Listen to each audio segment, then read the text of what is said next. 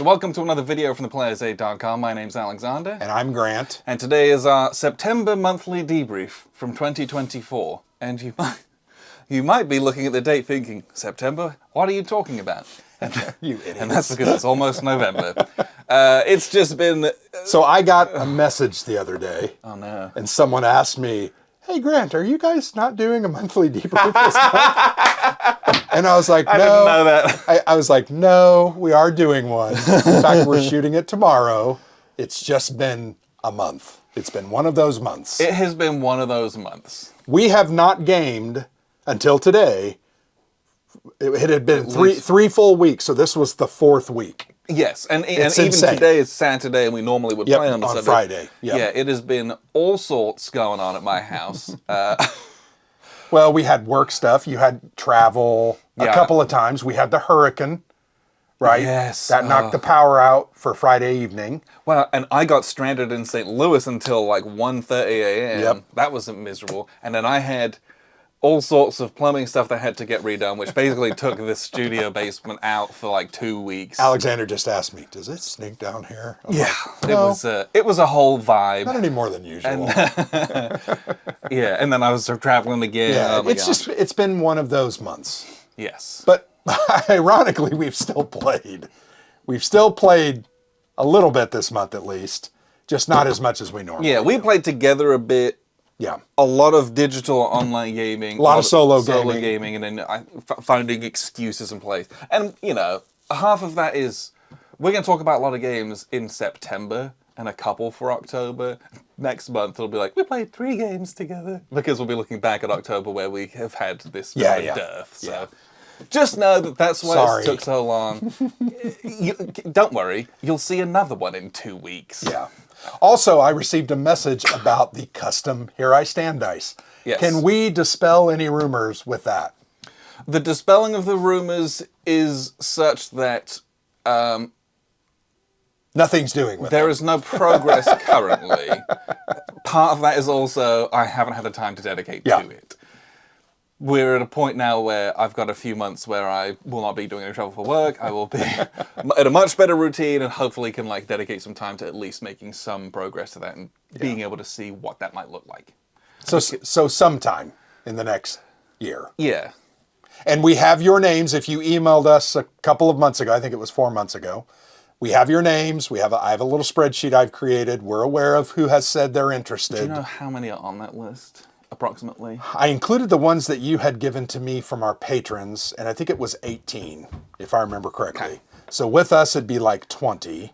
So I'm not sure it's enough to get a huge discount, but possibly some. It is. Okay. That is a big difference between, you know, $100 a set and like a lot less than that. Okay. So that will help. A number that will make a difference, and if and when we start actually having some progress and maybe able to show you some designs and things like that, hopefully that garners more interest, and eventually we'd be able to get it down to a price that it still wouldn't be cheap, but I think would be much more approachable for people. Okay. Thanks for giving that update. Those are a couple things that I've been asked about recently. Yes, that's it's going to happen eventually. Just strap in. Someday. So let's talk about the games that we did play in September. In September. Which feels an absolute age ago. Did we play with Russ? No, that was the month before. That was August. Was it? Yeah, Lords of Heaven. That feels like a long time ago. So, we played Assault on Gallipoli 2nd edition. This is from Hexasim and Gecko Games. Assault on Gallipoli, the 1st edition, was put out by Gecko Games. It's designed by an Australian, a kind of indie company. And we had the 1st edition, but they teamed up with Hexasim to do a 2nd edition and to get into, you know, Europe and North American distribution. So we got the 2nd edition copy of it, and we gave it a go and kind of played one of the scenarios in this. We definitely played an interesting scenario. It was not necessarily the immediate beach landings.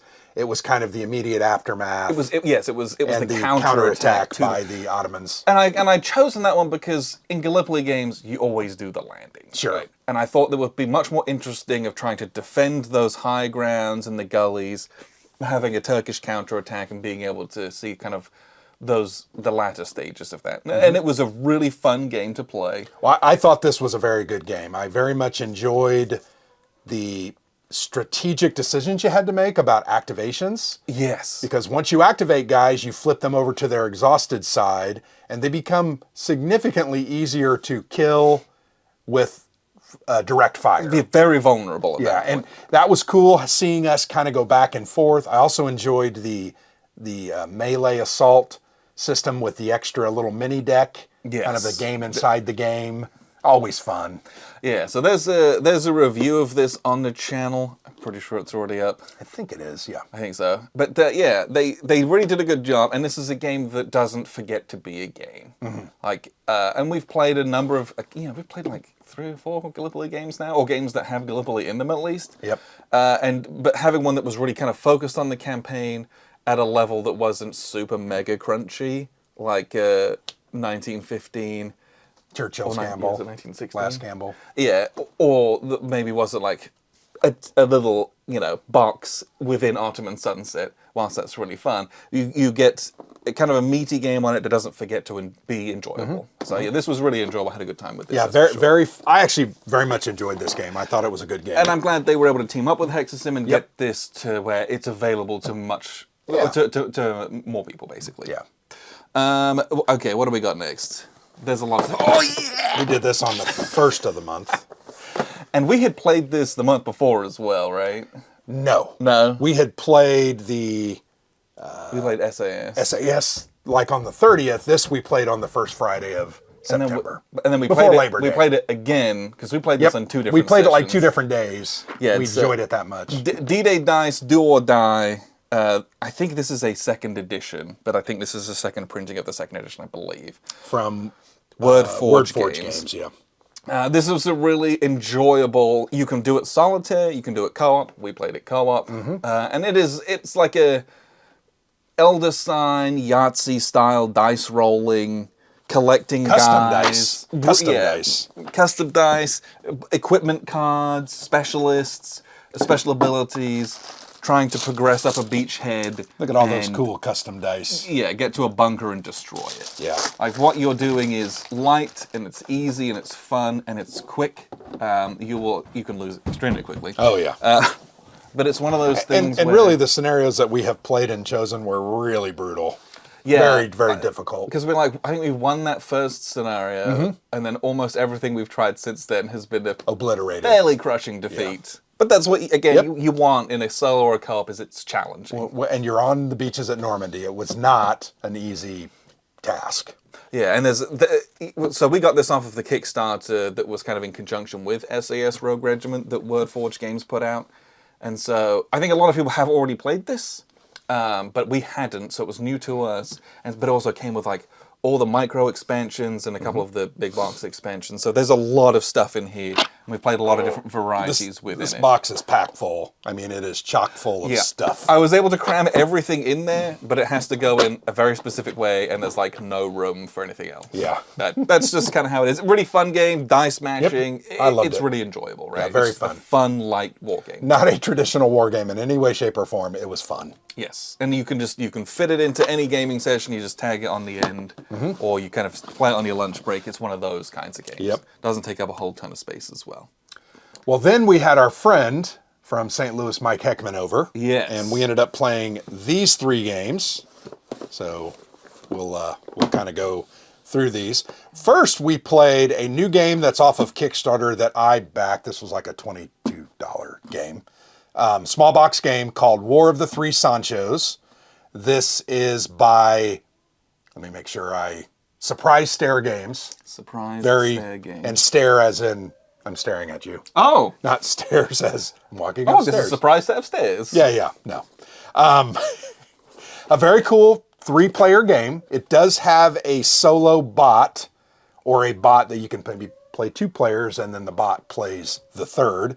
It is a card game that then uses dice, and they're cool dice. They're not custom dice, but they are D6s, which the small normal D6s are standard D6s, 1 through 6. Then you have like a king dice that has 1, 3, 5, 7, I think it goes up to like 9. 8, and 9 or something like that. So you roll these dice, you compare them in a battle line, and then you kind of eliminate, and if you don't have a challenge dice, you can do hits by removing other dice. Very unique light game. I thought the heart of the game was the cards. I thought they were very interesting. Yeah, the engine where I have a card and it has everyone's actions on it, and so I've got a hand of those. Yep. Or like 2 or 3. I can't 3, remember I think it was. And so I'm picking which of these sets of orders we're all going to do for the turn. Yep. Really fun, really cool choices to make. Yeah, it was. I thought it was a unique, light little game that played in about 45 minutes. Yeah, it doesn't take itself. It doesn't try to do too much. Nope. The combat system, you're going to have to read that a couple times. And go through it a couple of times because it isn't necessarily 100% clear. But once you get it, it's not hard. Yeah. It's very easy to get it once you get it. It's just not necessarily intuitive. No, it is not. But I thought it was good. So the interesting thing about this company, if you don't know, they have a bunch of these small little games. As a part of the Kickstarter, I added on 2 of the other 3 that they have. We'll get around to playing them someday, or I'll play them with my wife or someone else. But I thought this was a great little value game that was pretty fun. Very much enjoyed that. I thought Mike enjoyed this one too. Yeah. Maybe best out of the other 2 that we played that night, but there we go. War of the Three Sanchos. So then we played Burn the Fort, which is a game did you pick up at Gen Con? I got it at Gen Con, yep. So this is from a company called Indigenous Action Media. Yep. And I think this was on a Kickstarter or a crowdfunding, and then the designer of the game passed away halfway through the design. And then I think it was his family kind of picked it up and finished it off, and this is what we've got. Components in this game, 10 out of 10, really, really good. Concept of the game, 10 out of 10. Yes. Very interesting and unique. You are playing as the natives, right? Trying to stop the settlers and then ultimately burn the fort. Yeah, quite literally. It's a very unique and different setup. And it's a semi-co-op, so you all kind of are trying to work together to not lose, but one person's going to kind of get the most get points the glory and burn the actual fort down and be able to say that they did that. Yeah. But it's just crushingly difficult. And to the point where not sure there's much you can do about it. Now, I've seen some people comment online that, oh, you can, but you've got to do this. And I'm like, we did that. We worked together. Yeah. We gave each other the arrowheads that we had, because your arrowhead, if you have your color, are more impactful than if you have someone else's color on your little list of abilities. But the problem with this game is that it needed a developer who was like probably really with it, like was a war game or like a board game designer. Because the problem is that this game, and I get it, you can say that it's trying to do what it was trying to do with it, what its messaging is, with it being extremely difficult on what happened. But then it stops being a winnable game, and it stops being something that you would want to engage with. Because what happens is you'll do a couple of bits on your turn, some things are really neat, and you roll the stick dice. I thought the stick dice really are very enjoyable, cool. And that was something I learned about. But then you're going to draw I can't remember if they're like the event cards or the crisis cards, whatever they're called, the bad stuff. I think they're called the colonizer cards. The colonizer cards, that's what they're called. And it's like, you'll get to a point in the game where it's like, everyone draws one of those. And that's just like real bad stuff that happens to you. Extremely bad. And there's like not much you can do about it. Yeah, and then one of those, of the 4 that you drew, if you're playing it 4-player, is also going to ask you to like, 2 people draw more of them. And then a couple of those are going to be like, everyone advances their wagons really far. And all the wagons that go in force you to draw more of those. And you get into this like cascade of you just draw the whole deck of cards and you lose. And there's nothing you could have done to stop that. I feel like we were in the middle of a whirlpool and we were just getting sucked down and spun around, and there was nothing we could do to get our head above water. Yeah, like literally. The game ended with we were basically forced to draw about 7 or 8 of those in a row, and it was like there's And I get it that you would. That there's the messaging behind that of like that's what happened It's to hard. the native people, Yep. where it was like they were just slammed by all this stuff that was. But then, I would have rather read a book about it. Sure. Because I think engaging with it as a game was like almost, I don't know. It just Here's what I would say. I struggled with it. Here's what I would say also is we only played it the one time. It takes about 90 minutes, give or take. We played it just to kind of get familiar with it. I still would like to play it at least once more, but I would like to play it 2-player because I feel like with 3 or 4-player, it's just gonna chew you up and spit you out. Yeah, I think Because you're keeping drawing the cards. I think with 2-player, you have fewer of the wagons to start with. Yeah. And so from that standpoint, A little bit easier, maybe. there might be fewer opportunities for you to lose because those can't just like all Yeah. flow in there and that train runs up and you're drawing a bunch of those cards that forces it up more and you just lose. Yeah, there was just such a lack of control in the game. Yeah. You really couldn't assert yourself in any way. And again, I get it. I get that's what they're going Historically, for. yeah. But as a game to interact with, that didn't work for me. Yeah. One of the things I really did like is you do have these resource tokens, the fire tokens, Yeah, that yes. you're in essence betting on the come, right? Yeah, it's a gambling game. You're betting that you're going to win this fight or that you're going to stop this wagon or beat this wagon. Yeah, you commit X amount of those, however many you want. Yeah. And if you win, you get double what you committed. It's double or nothing. But it becomes so extremely difficult because you're rolling those stick dice and it's really hard to win. Well, and Very hard to and win. you have to make that commitment before the opponent rolls the d6, so you know what your target What number you're is. trying to beat. Yes. So you're like, oh, I'll commit everything, and I roll a 6, and you're like, you have to roll a 10 on your stick dice at that point, and that's like which is very hard. very difficult to do. So I liked the concept of betting on the win and the victory to get more because you need more of those to ultimately burn the fort. But it was And so it's punitive. so difficult. There were a couple of ways that you could mitigate that from time to time, but there weren't enough of those, I think, to make a huge impact. Yeah, I think But that was the struggle with the game, is it was so difficult to affect it in any way. and I think that's why you have the comment or the opinion that it really needed a developer to kind of To make it more of a competitive game. Yeah. So you could win against it. And then we can put in the historical stuff which is in here of like, hey, this might be much more of an even match against the game than they actually experienced. Yeah. Great. But at least we got a game out of it Yeah. that's playable, because we played it and I was like, I don't know if I wanted to play it again because it was yeah. I didn't do anything. Just a bunch of bad stuff happened. Yeah, I think everything that was done to us. I did enjoy what we were trying to do, but I think I enjoyed the idea Yes. of it more than I Agreed. enjoyed the game. But I would like to try the try production one more value time. is so it's good. I mean, you can see the gold leaf lettering on The it's just counters are so phenomenal. thick. They got the cool cards and the dice Yeah. and the boards and The stuff. stick dice are amazing. I like the color palette of it even. But Yeah. yeah, you just Crushingly difficult. but like I like a crushingly I difficult do too. game, I always do. But I like to go down swinging, and you don't in this, No, you don't really get a shot. and that was frustrating. Yeah. After that, we then played Vijaya Nagara. Excellent game. I love this game. There's already kind of like Love a it. big preview and an interview with or like kind of a learning type. He goes over the video, rules, yeah. That we did with Steve. But we played this, and I liked it just as much as I did the first time we played it. In fact, I liked it even more because I played a different faction. I know you played the same faction, Accidentally. but I very much enjoyed seeing that alternative viewpoint of the game and because I was the Sultanate, right? The Delhi Sultanate. And I was trying to do very different things than you guys were trying to do. And I had the double difficulty of dealing with those Mongol invasions. Yes.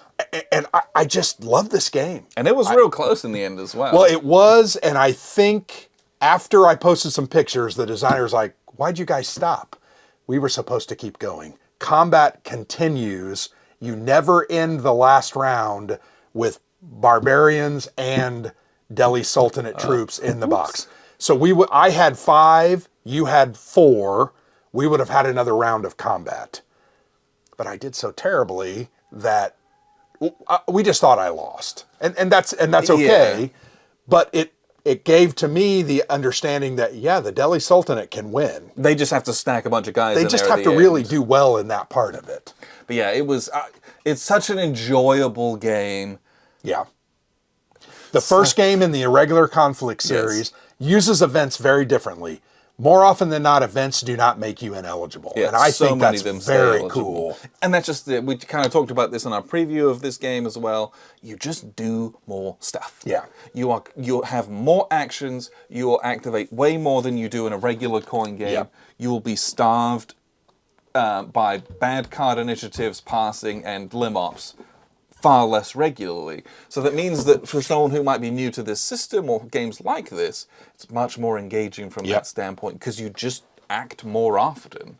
And then the theme's really cool. You've never played a game on this before. I like it at this level of kind of it being strategic. And production-wise, it's just amazing. Yeah, they did such a good job with it. Really, really, really liked this. Yeah. This is probably one of my favorite games this year. I've just enjoyed it so very much. I think that's not an unfair thing to say because it's just really good, Yeah. really well made. They worked on it for a long time. They did. And you can tell. Yeah. Yeah, it's a very good game. Very slick. And then you then had to go on a business trip. Yep, I had to go to a conference. Mike stayed the night, and he and I played Hood Strikes North for like 13 hours on the Saturday. So this is part of the Great Campaigns of the American Civil War. And this is the one that came out like 3 or 4 years ago? Yes. This is not a new one. This one's from 21. But why did you guys play Thunder on the Mississippi? Because I wanted to play that with you. Well, yeah.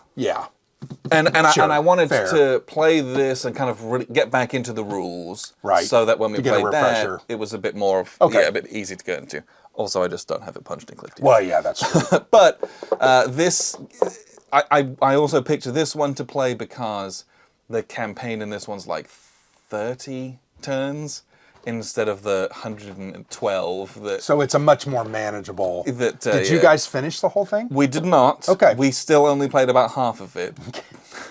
But this was... It's just so much rolling. This is a 2-dayer instead of A 4-dayer. a 7-dayer that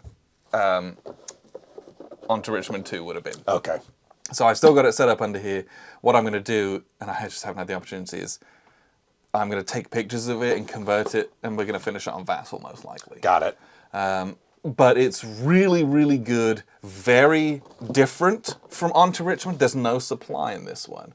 So in previous games, it was like you're so concerned about taking counties so that you can then draw supply or building depots. They just eliminated that out of this because in effect, so much of the Confederate forces were Cav in this game. Mm-hmm.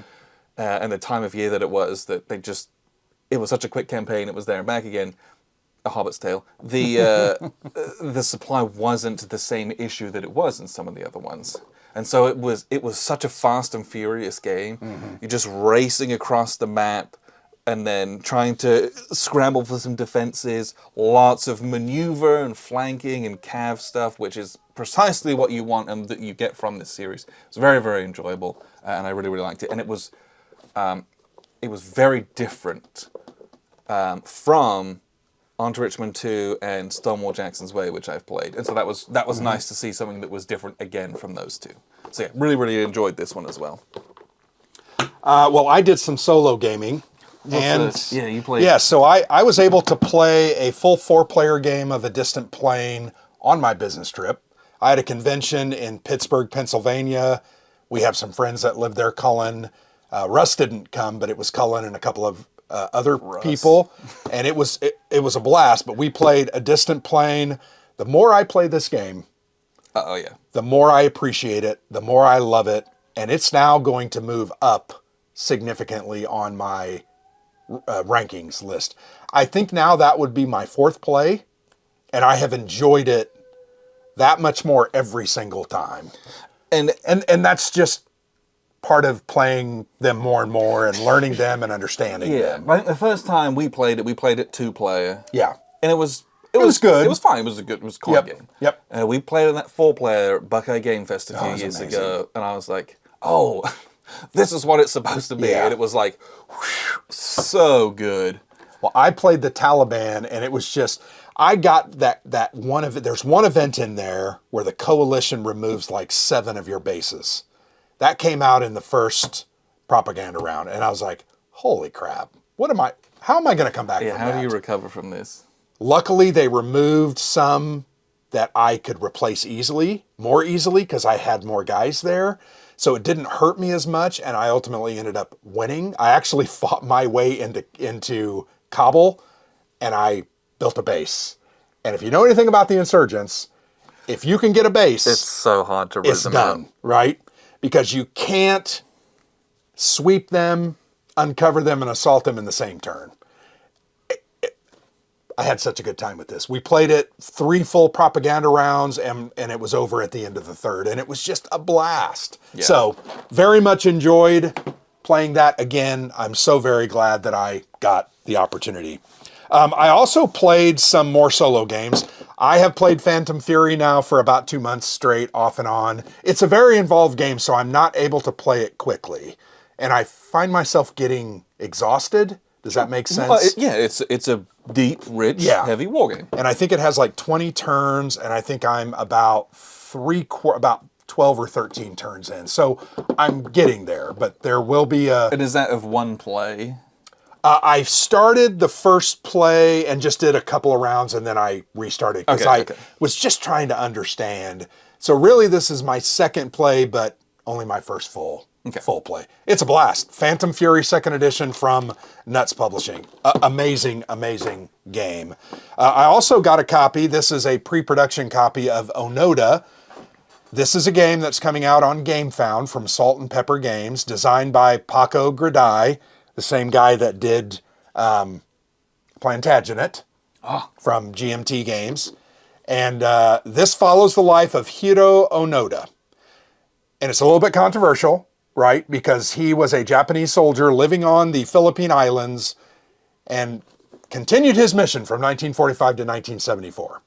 So he blew things up and he sabotaged things and he probably killed people. And so he's a little bit of a villain in that way. But the game is his story of survival. It's just very fascinating. And it's because he didn't know the war had ended, or he didn't believe the announcements. He did not believe it. He was so committed that he didn't believe it. Even when they started doing things like dropping pamphlets, and he would see signs that there was no war going on, and he just continued because he did grow a little paranoid as the time went on. He finally got off the island because his brother and sister came, and they were like, Hiro, it's over. And he wouldn't leave until his commanding officer came back and commanded him to leave, and he did. Very interesting game. I've got a full playthrough, a full review on this. This goes to GameFound in November. Very much enjoyed that. I got a stack of games over there. The Landing Gallipoli, because we played Assault on Gallipoli, I was like, I've got this game. I got it out. Very simple solo game from Catastrophe Games, designed by Joe Schmidt. Very cool. Just cards in a line. They're terrain cards, and you're moving down trying to defeat the Ottomans. Extremely gut-wrenchingly difficult. As you would expect. I won once, but I somewhat think I did things wrong there near the end, because as I'm sometimes going back and forth, I lose my space. But very fun game. Very, very enjoyable, and it's like a $25 game. Yeah. So I love that. Full playthrough and review coming ultimately. And then I took out for an initial spin Alan Eagle's Corvette Command. So this was a game that was kind of a print and play a couple of years ago. He worked with War Diary Publications to put this very, very nice, very beautiful, well-produced version of this solitaire war game together. But you are a Corvette protecting Allied shipping from North America over to the British Isles. Very cool, very interesting. Has a lot of, I'm sure, Spruance leader type concepts in it. But very enjoyable, very light, very, very difficult, which it probably should be. But it's a very cool game, and I've played this twice now, and I need to play it again and then do some video thoughts on it. But yeah, I very much have enjoyed this. Very fun. I think just for me, we are in a continuing play by email kind of game of Machiavelli that's been going on for a couple months now. Really enjoying it. I think things might be coming to a close soon. Because someone's dead or dying. I'm pretty sure, yes. So the Ottomans are doing really well, and I'm pretty sure it's Milan. The dark green guys. I can't remember who it is. It's someone up north who I'm not concerned about because they don't play on my side of the map. But basically, they're marching down the peninsula, and I'm recovering and starting to march up, and we're crushing the papal forces, and we're crushing Florence, I think. They're getting caught in the vice, unfortunately. But I think the Ottomans might be just like tidying up, so we're gonna have to kind of turn around and fight off them. the Turks. It's such an interesting like swirling mass of forces, and everything changes, and it's very unpredictable at times. It's very enjoyable. It's so good. And you're doing play by email. You're sending in your orders. He's putting them together on Vassal, right? Yeah, so it has kind of the file. Everyone has a Google form. Everyone submits, and then he just resolves all the orders because they can only be resolved a certain way impartially.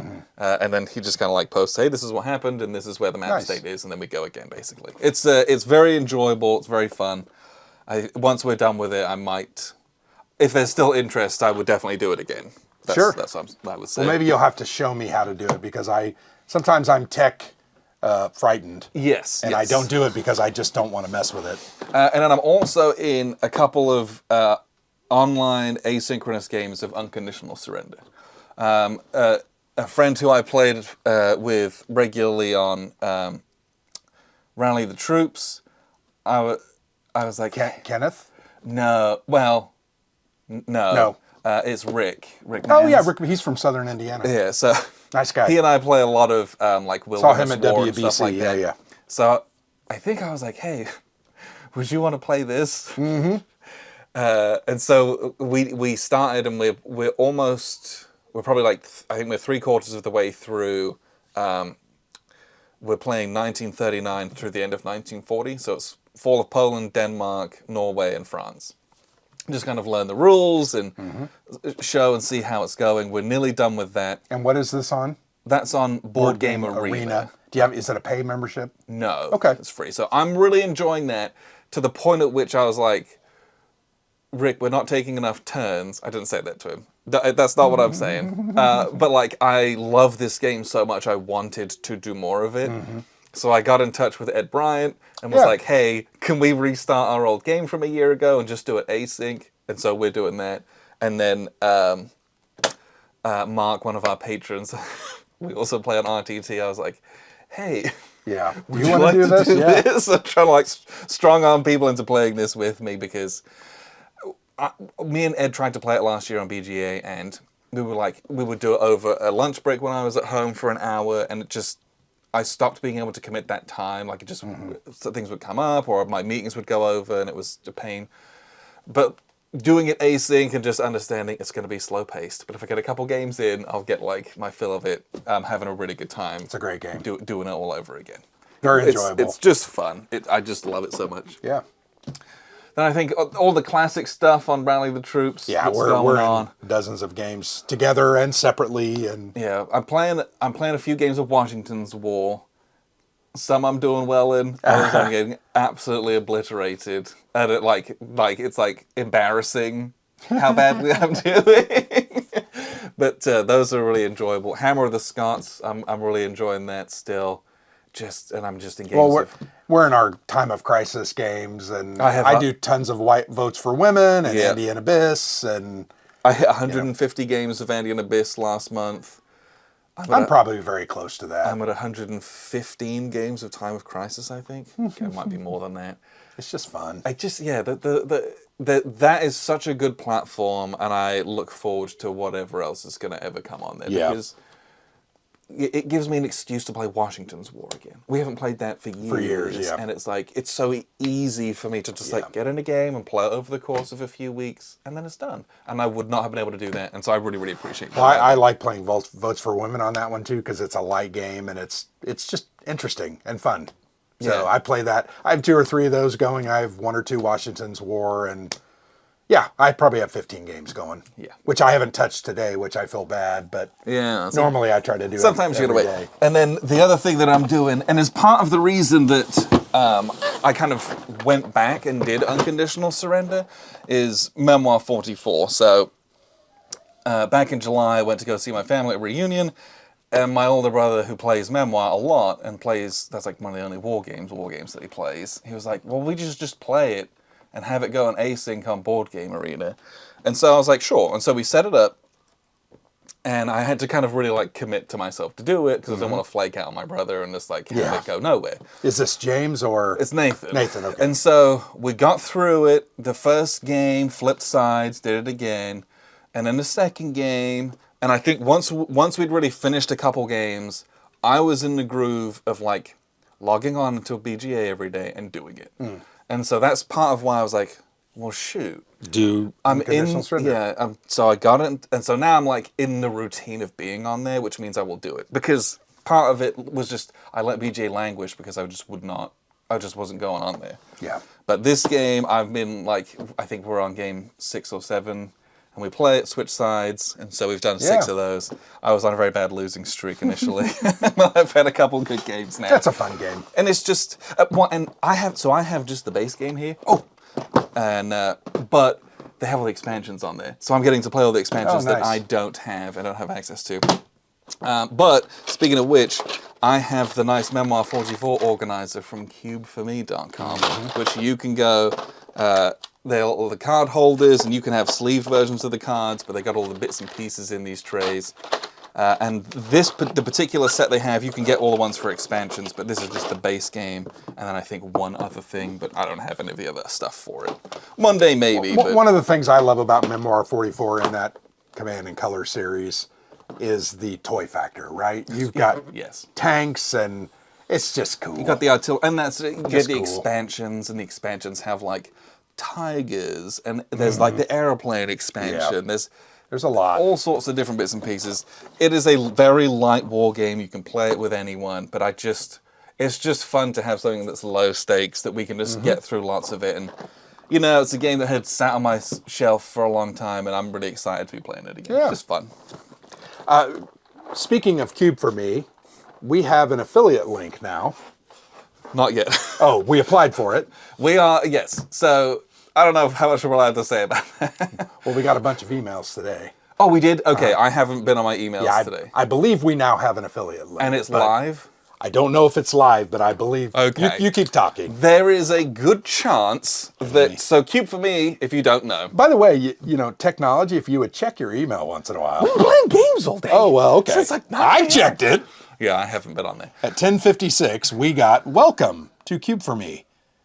We have joined the community. To get started... So verify your email address.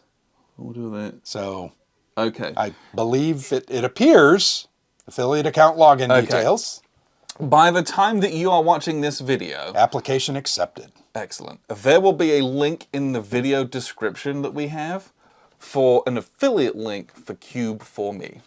If you have never been onto their website, they're a company based out of Poland, and they make... custom counter trays or custom war game trays. Really nice custom counter trays. Like I have just the regular, good old fashioned regular ones, and these are 2-part counter trays. They're really solid, and they're nice and see-through, so it's really easy to assess what you got going on. But what they do is they have a team that puts together like bespoke war game sets. So if you're like, hey, I have a copy of Memoir 44, I have a copy of Here I Stand, I have a copy of On to Richmond 2, they have an On to Richmond 2 set, they have a Memoir 44 set, and it's able to get all the cards in, and they will have a sleeved and non-sleeved option, and all the counters, and almost always they fit precisely into the box with no lift lid. A couple of them do, but they tell you when they do. Well, I think their earlier ones had a little bit of lid lift. Now they're getting much better. Yeah. So I have found. You can either just like buy the regular trades and kind of do them yourself, because I've done that for a couple of them that they don't have sets for like really old games. But almost everything else that's getting released currently, they will make a set for, and it'll be on their website very quickly. So we have used their product a lot. I really, really like those sets. I just think they're really clean and very good. You can use that link below. You don't get a discount, but we do get a kickback from it. Yeah. So we just want to make that very clear. It doesn't cost you anything extra, but that's a way for you to support us if you wanted to. That is that link. That'll pop up every so often when we have these in featured videos. You'll probably see an affiliate link for those. So if you wish to support us, that is a way you can do that by doing something you would normally do. But yeah, and they ship them very quickly, and the cost isn't really that much, to be honest. Yeah, I honestly am very surprised because it ships. Usually, it takes about a week, if not just over, to come from Eastern Europe all the way to the Midwest. Pretty impressive, yeah. And the pricing for that, it costs me more to send a package to the West Coast. Yeah, which is terrifying. Yeah. So yeah, that's another little piece of news which we're really excited about to partner with them. Marcin is the owner of that company. He's a really good guy. We've talked a lot, and he's a big supporter of the channel, so we appreciate that as well. Oh no, this video is sponsored by Noble Knight Games. Yeah. Oh boy. We're like 5 hours in. Yeah. I feel like I'm scatterbrained the past month. Well, it's also been a very long day. I'm also going to stand up and get some bits and pieces that I bought from Noble Knight here in a second to kind of show off to you. But before we do that, this video is sponsored by Noble Knight Games, as are all of our monthly debriefs at the moment. But looking forward to October, which we're almost finished with.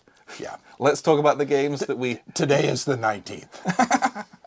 So hopefully you can see this pretty soon as well. I'm going to do my best to rush it out. But so what are we going to play in October? Some of this we've already played. Question. Well, we're going to go ahead and talk about this. Yes. So we're going to talk about... We're going to play this. Yes, we played it earlier today. So this is War Story, Occupied France from Osprey Games. This is a co-design between Dave Neal and David Thompson. David Thompson and his friend Tommy were gracious enough to come over, and we played this with him. And it was amazing. This is a... very enjoyable. Cooperative, choose-your-own-adventure style game. And you are SOE operators working behind enemy lines in France to support the networks of kind of spies and resistance members. David signed my rulebook. He was very generous of him. But there's 3 missions in the game, and I paid like $40 on Amazon for this. And the mission is literally this huge pamphlet, and it is... probably 500 different little paragraphs with least. Choices. This one is, I think it's 500 on the dot. Yeah. And it is rich narrative story, but then there's choices that you make at the end of each of those, which will affect what happens, might give you some advantages. It'll tell you, go to paragraph 335 if this is what you can do, or 217. Or check your skills. Do you have this number or this number? And then, you commit resources to that to get a higher number to go to a different paragraph. Yeah, part of it is resource management, where you have tokens that give you skill ability bumps, and it's just fun. There's a lot of fun uniqueness to it. And then each of the missions has like a secret envelope, which will have all sorts of goodies that you open up and then numbered. It has like a dossier mission statement. What are you trying to do? And 3 or 4 different maps. Sometimes they have new characters or new cards. So, spoiler alert. But yeah, that's... it was really, really enjoyable. Oh, mine's open. Yeah, I noticed that. Oh, that's printed on there, open. Oh, okay. Just to got it. Look at that. But yeah, this was a blast. I love this style of game anyway. Yeah. Those kind of choose your own adventure co-op stories, because it's a collaborative, fun effort to like complete a mission, and that's just a nice change of pace from some of the other stuff we do. There was no dice rolling, which I thought is very unique, very interesting. But it worked very, very well. It's all about, deciding how you commit resources, and there's lots of different types of resources, from yourselves to things that you have, and stuff like that, and committing those and when not to commit, and how much time you spend doing things, and how do you pick the risky option or the not, and what's the Yep. payoff for those? Really, really fun. Well, the other game that we're going to play, which we already played, Undaunted 2200 Kalisto. So this is the newest entry in the Undaunted series by Trevor Benjamin and David Thompson. This, though, is not a historical setting. It is a sci-fi setting in 2200. So about 100 and some odd, whatever, 170 from now. Very cool setting. Similar play mechanics to Undaunted. You still have the deck building. You still have the different mechanics like the scouting where you get rid of the confusion. It's called interference in this game. The other one, it was called Fog of War. I Fog of War myself. I interfere myself. But this was really good. Like, I very much enjoyed it. It had mechs. There are vehicles in it. Very cool, interesting scenarios. And the really cool thing about it is setup time is cut in half because they have specific mounted map boards for each of the 8 or 10 scenarios. Which is why the box is as big as it is. Yes. Like each of them has big fold-out maps. And so they're double-sided. You don't have to leaf through those things. And I think there's 4... I want to say there were 9 different maps. No, yeah, so there's 4 double-sided boards. Okay. So that's 8 then. Yes. Okay. And here's one of the things about this game is that I was a little bit nervous only because it's like, I really like Undaunted and I like the historical themes on it. And it was like, is it just generic sci-fi on top? But the gameplay was still really fun. Yeah. And then the forces I felt were so much more asymmetric They in were these very than much, some of the other ones. And then the way that like the mechs function with having lots of crew members and them doing different things and how you can spec those out compared to what we were trying to do with the way that our forces were very different, which I really, really liked how that was because sometimes in Undaunted it's like, I have riflemen and you have riflemen. And I'm just going to kill your riflemen. And they're identical. Yeah. Okay. I felt like the force compositions and the things different. that we had were so different, and that made a huge difference in this. Yep. And it was really, really enjoyable. I had a really good, and we played it 4-player. That was my first time playing Undaunted 4-player, and that was a what really did you good think laugh. of it? I really enjoyed it. Yeah. I would definitely do it again. So I did 2 or 3 games of reinforcements at Buckeye Game Fest. I think while you were setting up the miniatures. Yeah. game, That was 2 years ago. 2 years ago. I loved it. And it was just as good in this setting as I remembered it being in Undaunted. Yeah. I really enjoyed that because it did some really interesting things between it in a way that normally splitting your forces in half I do find kind of disappointing. Sure. But the way that the commander plays into that Yeah, it worked out very well. It's a really fun thing, and where Yep. the timing is always really important. Yep. And then it was also nice because I think it's a lot of it's psychological, but the game felt a bit bigger. Sure, yeah. I don't think that it is. No, I don't think so. But it felt like The boards are bigger, but I think there's a the lot of setup negative was space. basically the same. But it's like it felt like, ooh, I've got my little squad and I can focus on these guys a bit more. That felt a Yeah. bit more tactical than like, here's what I got. It's that guy and this guy, and they like don't interact in any meaningful Yeah. way. But having like a squad and you doing just that squad, I actually felt was really rewarding. I liked that a lot more. Well, and like you said, the way the mechs work, they have their own cards, and you have to deck build that as well. Yeah. And those cards do different things. So if you want your mech to be like a sentinel, you want to put in these couple of cards. If you want it to be a moving, blasting, you want to put in these cards. And I very much enjoyed that. But yeah, having the 2 separate decks between the player sides means that each of your decks is much more focused. Yes. And so your guys do more of their stuff. And they kind of work together. Instead of it being diluted and Yeah, you're like a you bit said. of this amorphous blob walking around. yeah.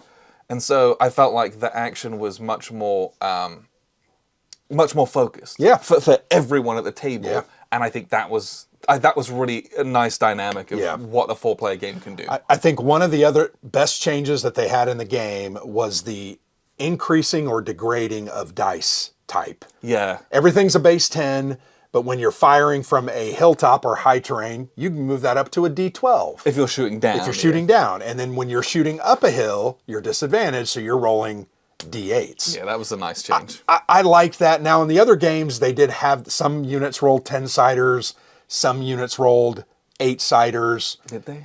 They did, I'm Okay, I pretty don't remember sure. that. But I very much enjoyed that. I thought that was The way that played in made some Made it- really interesting yeah. tactical choices. I would also say they have perfected the production on this, from the boards and the way they fit into the box, and they have finger holds or whatever, so you can pop them out to the custom tray. It all seems to be perfected, Yeah, in my opinion. they've done a really, really good job of this. Yeah, very much enjoyed this and look forward to playing more of it. Yes. I do, anyway. What else? We are going to play also. That's the other thing we're going to play this month, next Friday. Next week, we are going to start getting our teeth into First Victories, Wellington versus Napoleon. This is part of the Glory and Empire series that was just released. This is Volume 1 from Lock and Load Publishing. This box is absolutely massive, and it is chock Very full of heavy. stuff. So this is a two-player... we're going to call it a tactical game. It is a line of battle style game set in the Napoleonics. This has Yeah. artillery templates. Yeah, very cool. Which we're really excited for. Yeah. So this contains a couple of different battles. I do have the expansion in here, and there's an unboxing video of this coming at some point. Well, and I think they're going to expand this series because it did fairly well. Good. And I hope I think so. they're going Because to add new battles. I know that was definitely the plan. I'm glad has hopefully been well received because it looks awesome. They've By the way, counters are all pre-rounded. all pre-rounded, which they've been doing Very for a nice. while Yeah. now, and I really appreciate that. But the boards are great, the dice are great, the cards are great. I really, really like the art style on the maps. I love the poker style. And these are the AI, I think, solo assistant. But these are Some of it is and some of it's the not. formation cards. But yeah, they also have nice inserts in the bottom Yeah. now. They're really stepping up their production too. They have spiral-bound rule books, but this Very is nice. this is not a game for the faint of heart though. Like, this has still got a lot of meat to it. It's a big game. It's a big game, and so I'm excited. And it's a couple of battles from the initial parts of the Peninsula campaign. These couple of battles take place in Portugal, and it's kind of the liberation of Portugal, and then they march up through Spain.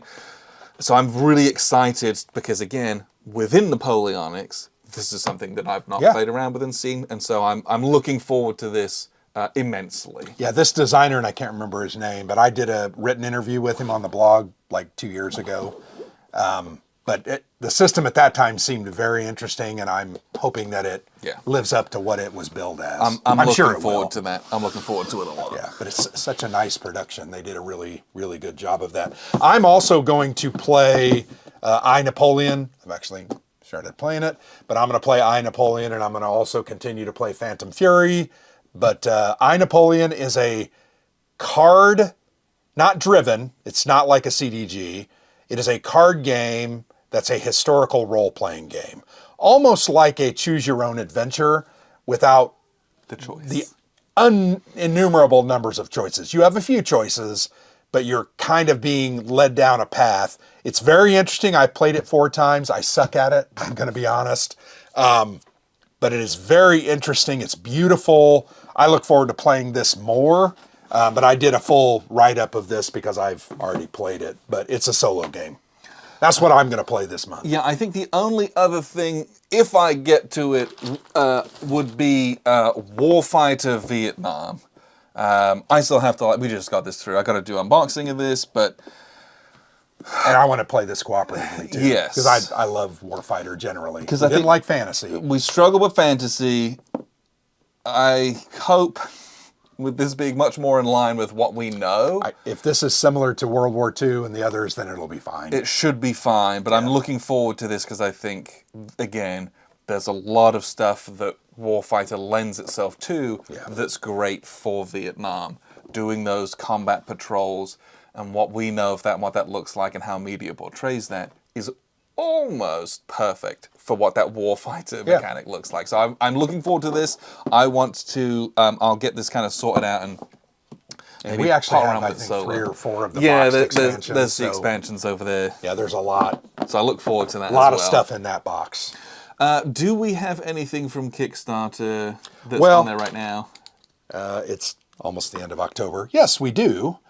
Here, let me talk about something real quick. So we did have a few deliveries from Kickstarters or crowdfundings that did just finish. So Wellington, first victories. We also had through their Lock and Loads JU-87 Ace, I believe is what it's called. Yep. And then we also have their Operation Gauntlet, which is an expansion to Blood and Fury, which is still on the shelf. Blood and Fury is so big. It's a huge game. That's their newest World at War 85 Volume 2 that came out. So we had all those that came through and were delivered. We had some deliveries from Worthington. Their Kickstarters just got done. So we have Divine Right, which a lot of people were like, oh, if you played Divine Right, when we were talking about Compass Games' Burning Banners, because they're like, fantasy style Hex Encounter, right? But so we have this. This is like a redo of the really old version of this. But I'm looking forward to it. They did keep the really retro feel of the map and I think it looks great. So I'm looking forward to this. It's very busy, but I think it looks great. I really like the look. But I think what they did with desaturating to an extent some of the colors, it's not nearly as gaudy and as painful as it could have been. So I think they did a decent enough job of keeping it looking retro, but also being playable. And this is under their Pungo Games banner. Yes, which is the non-historical war game division. It's a separate company, but it's the same guys. It's Grant and Mike Wiley. Yeah. And then we had Boots on the Ground delivered as well, which is a tactical War on Terror game, I believe. Yeah, kind of a modern... And it's like street fighting, room-to-room fighting style stuff. So a solitaire game. And this is the deluxe edition of I think it was released in 2010 or 2011. Which I'd not heard of. I have not either, so very much looking forward to that one. And then the other big... Oh, so we had a couple. Yeah. We had... very much looking forward to this. Purple Haze from Phalanx was delivered.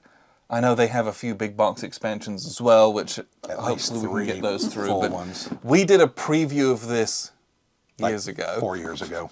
It finally came, but it has all these adventures or missions in it. There's like 10 of them. And this is also one of those narrative style games.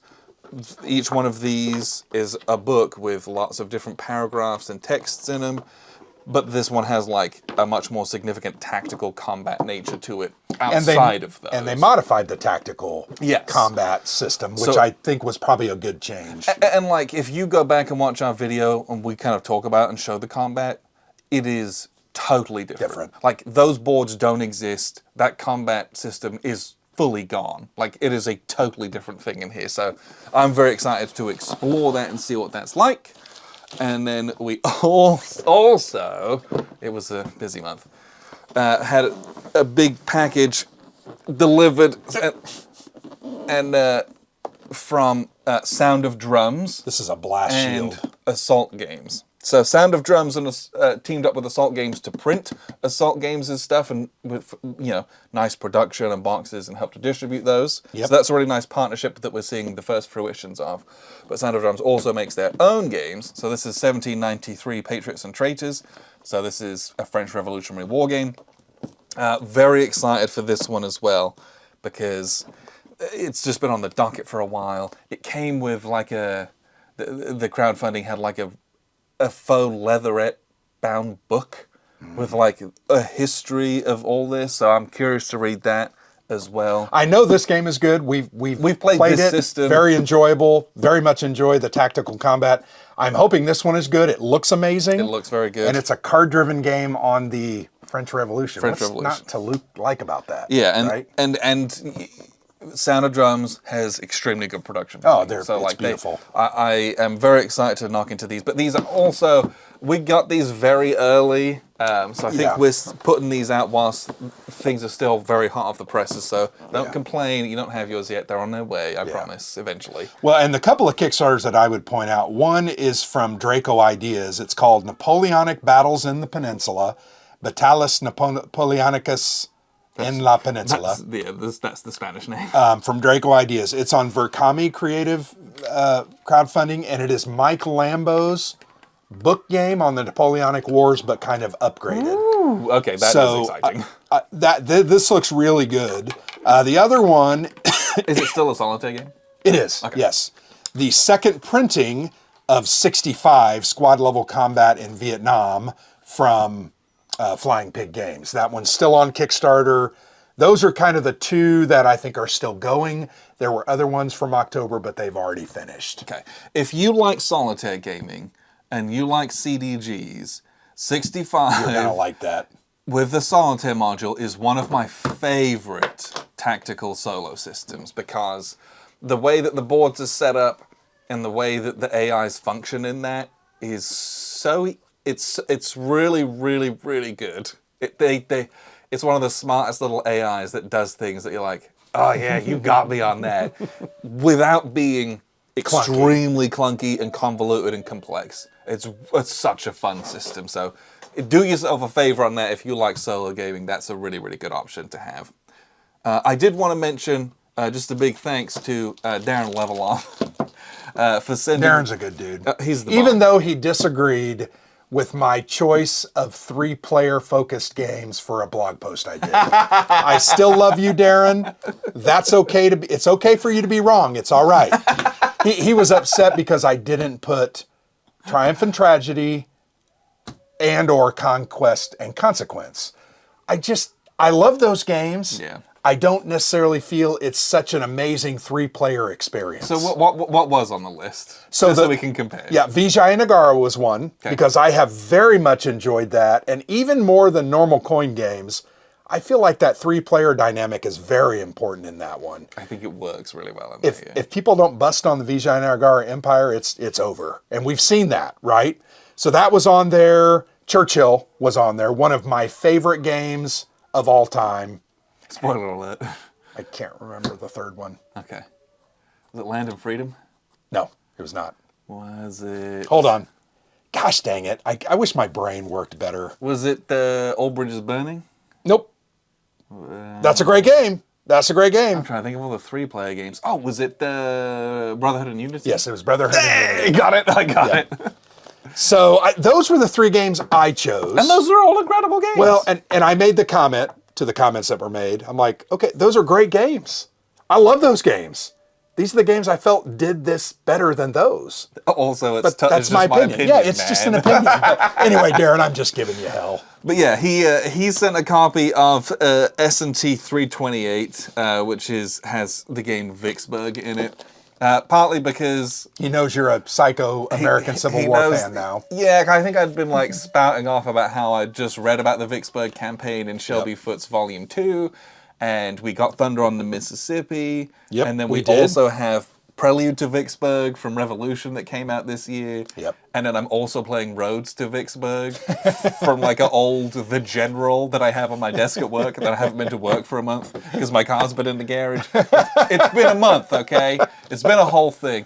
So I'm like, it just happens to be that all the Vicksburg things I've ever known in my life are all happening to me like in 2024. And so he sent a copy of this, which is really generous of him. So I'll get to this at some point as well. So thanks, Darren. That's I really appreciate very nice. That. Very, very generous. He's a mensch, that's for sure. He's a good dude.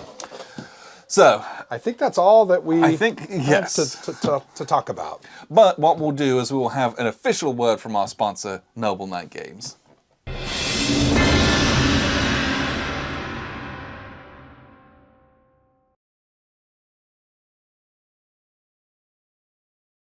So we got some new. You got some new books from Noble Knight. So Noble Knight, very grateful for their sponsorship, and I picked up a few books of theirs last month because I don't have any space on my shelves for war games anymore.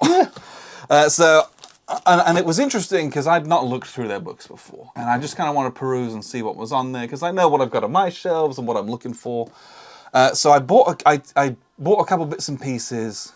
Some of it was topic-based and others were for other reasons. So I picked up Trafalgar 1805, Nelson's Crowning Victory. And this is part of their campaign series. Osprey Publishing, from right? Osprey Publishing, yes. And so I have a couple of their like war game rules that are the same kind of format as this. And they have a million different books about like really specific, like Napoleonic regiments and like different units, and those are intended for wargamers, like tabletop wargamers Yeah. who paint really specific regiments and bits and pieces and fight those historical battles. Most of which are less interesting to me, but they have this campaign series, and I was like, yeah, I want to see pictures and maps and go through and see what their kind of take on this is like. So I was like, I'll take a punt on it. The reviews were like, this was like the good one. Apparently some of the other ones in the campaign series were a bit lacking. And I was like, you know what, we'll do it. They've got it. It'll be interesting. And I also picked up 1453, which is the Holy War for Constantinople and the Clash of Islam in the West. So that's 100 years before Here I Stand. Yes, it is. This is the fall of the final collapse of the Byzantine Empire to the Ottoman Empire, and the fall of Constantinople. So again, that's one of those things where I don't think we've played a game on that, and this is that's a really interesting topic. Sure. And a book about a big siege. That's the kind of stuff I would like to read. Yeah. So who knows? And you can see this Roger Crowley. and it came like wrapped up in a nice thing, and that's how they store them there. So that's really good. And then I also picked up the Eyewitness History of World War II series from Bantam Books. So they have Blitzkrieg, Siege, Counterattack, and Victory, and these are 4 different non-fiction eyewitness kind of accounts. And I can't remember why I bought this other than it looked cool and was a really good deal.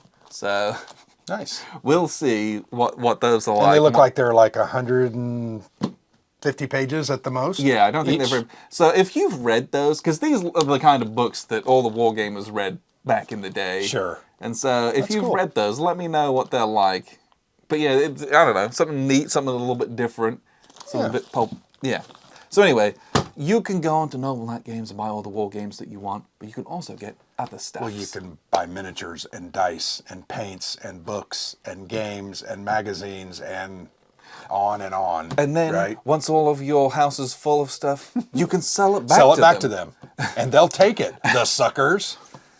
So yeah, really grateful for Noble Knight sponsorship. They are super awesome. Great company. About that. So on to the main topic of today's discussion.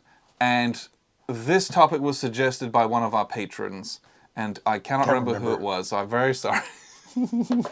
Because I think it was someone new. And I feel really badly about that. I'll look it up here in a second.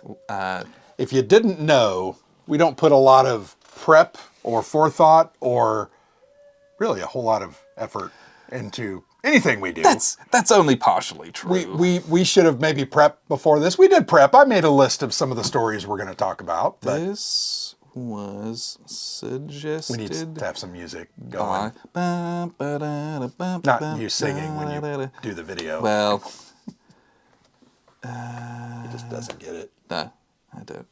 It was from someone. It's not helping. What? Oh, it was from. Oh, it's from Matt Shirley. Oh, okay, Matt. Yeah. Good It guy. was from friend of the show, Matt Shirley. Yeah. Matt's a really good guy, by the way. If you ever meet Came Matt here Shirley, shake his hand. Came here last year and taught us. Blood and Plunder. Oh, that's so good. Such a great little miniature system. Yeah, basically, blast. yeah, just fun. So he had asked and wanted to know like what some of our just like most favorite war game stories and experiences were. Mm-hmm. And so we kind of put together like a list of different pieces of things that were just like fun and memorable. Yeah. I think we could do 1,000 if you really wanted to know the yes. truth. I think we picked 7 or 8 because we just wanted to keep it to a manageable level. But I have often said this. One of the things I love about historical games is it does typically engender this type of experience. Yes. Something fantastic happens, either historically or historic-like or ahistoric-like, and it's just fantastic. You get moments. Yeah. Yeah. In narrative-driven games, in hex encounter games, block war games, everything. We've had great experiences with it all. And I think I don't want to take this opportunity to dog on things, but those are the kinds of moments that I do not get from Russian railroads. And so, Right. I think that's really when I'm like, You always bring up Russian railroads because we played that 2 or 3 times with our former group because Matt loved it. and he was so good at it, and I love that for him. He loved it. I didn't think it was that bad, but you are absolutely correct. There's nothing that comes out of that you're like, oh, wow. Like, it's just like, oh, you scored 35 points? Bingo. I scored 99. Yeah, Well great. done. Like, you don't get the stand-up moments in the same way that are engendered in war games. Or not just the stand-up moments, but the memorable things. The things that I can recall even after 10 years of doing this, right? Almost 10 years of doing it. Yeah.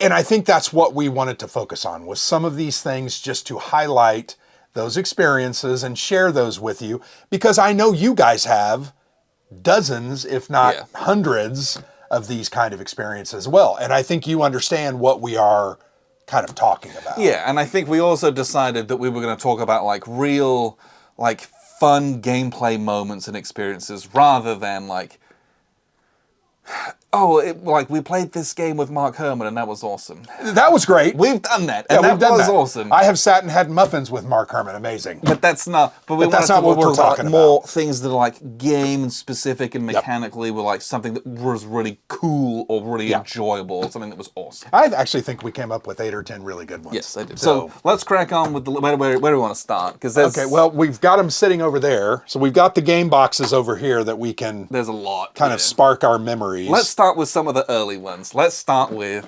Wilderness War. So I have played Wilderness War now a lot because I play it on Rally the Troops a whole bunch, and this is one of my all-time favorite games. Well, it is such a solid game. It's very asymmetric. Yes. Both of the sides couldn't be completely more different. And it's just a great game. Very well designed. You can win with either side. Now, I would argue that I think the British win more than the French. I would love to see statistics, but I think I'm inclined to agree. But it's still an amazing game. Yeah. And I remember this was, I think, the second game that I bought from GMT. My first was Liberty or Death. I'm sorry, this was my third. Liberty or Death, Combat Commander, and this. I think I bought Combat Commander and this in the same shipment. And I remember when we got it, and I thought, what the hell is this? Like, I was just trying to understand the concepts and the point-to-point movement map. And we got together, and literally I believe it was over 3 or 4 gaming sessions. It was three sessions of 3 hours each. So it was nearly 10 hours of gaming. We played that entire time. I was the French, you were the British. We went punch for punch, rolled with it, countered, rolled with it again. Counter, the entire time. And we're sitting there at the very, it's like the last turn. We're in the last round. And I remember as the French, I was trying to, I needed like 1 more victory point. Actually, I think I needed 2. I got 1, but I couldn't get the second one. Yeah.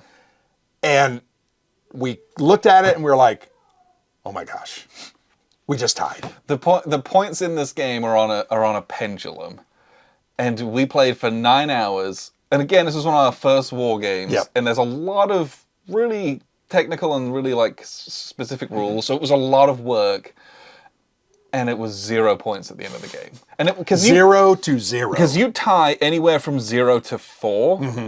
But we were on 0, which just like does not feel good. Yeah. And the game's like, it's a tie. And we were like, there's no tiebreaker. There's no like who controls the most forts in North America or who has. There's nothing. There's not even like a pat on the back in the rule book because it was written in like 2001, and Volko's like, it's a tie. It's a tie. You tied. And we were just like, huh? Like 3 sessions across like 2 weeks for like 9 hours. And like my brain felt like it had been going against a cheese grater the whole time. Yeah. And it was a big old goose egg at the end for both of us. And it was like, okay. And you would think, I remember as we were talking about it, we were kind of like, how could we play a game for 9 hours and have tied and had that good of a time doing it? Yeah. Because what we were doing is so enjoyable. And I love this game. And I have loved being able to go back to it and play it a whole bunch. And it is rare that we play it to ties anymore, but I have been in games where it's been a tie at the end, which is incredibly impressive for the French, honestly. Well, and I think in our new wargamer mind, 9 hours plus of this game, and we tied. And that's the thing. In this game, if it's a tie at the end, round of applause to the Frenches. Because it's so difficult to do. And I don't even know that I knew that at that point, but I think subsequent plays, we've been like, oh, crap. Oh, boy. Yeah. I'm going to tell you, the French, if they get the right cards and they get the right moments, they can do very, very well. Well, that's just it. The French will either win like an auto victory with 10 plus points, or they will lose this game. Yeah.